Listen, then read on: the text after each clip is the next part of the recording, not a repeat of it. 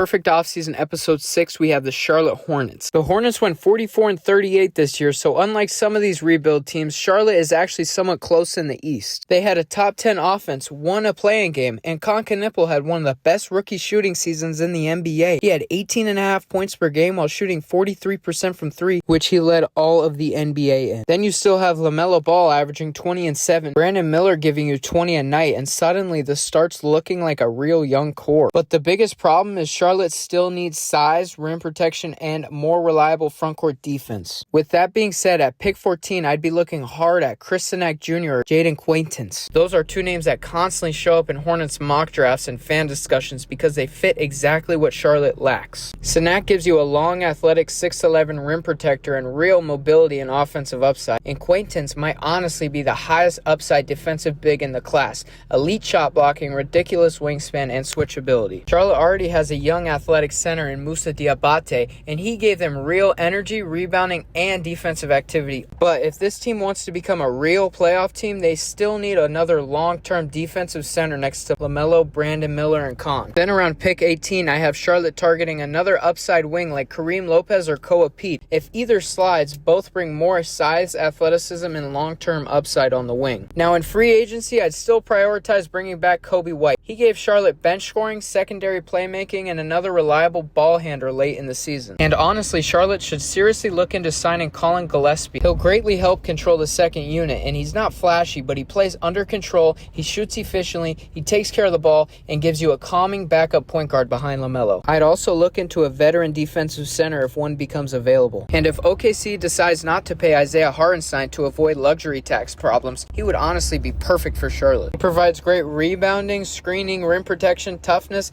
and playoff experience without needing the ball offensively. When it comes to trades, I wouldn't panic, but I would listen to talks including Miles Bridges, Josh Green, or Grant Williams if the right deal brings back more frontcourt defense or long-term assets. So for the perfect offseason, you need to bring back Kobe White, draft a defensive center, add another upside wing, and keep building around LaMelo, Brandon Miller, Khan, and Diabate. Charlotte doesn't need another rebuild. They need to become a real playoff team. Comment what you guys think down below and make sure to follow Sports Sync to stay in sync with sports.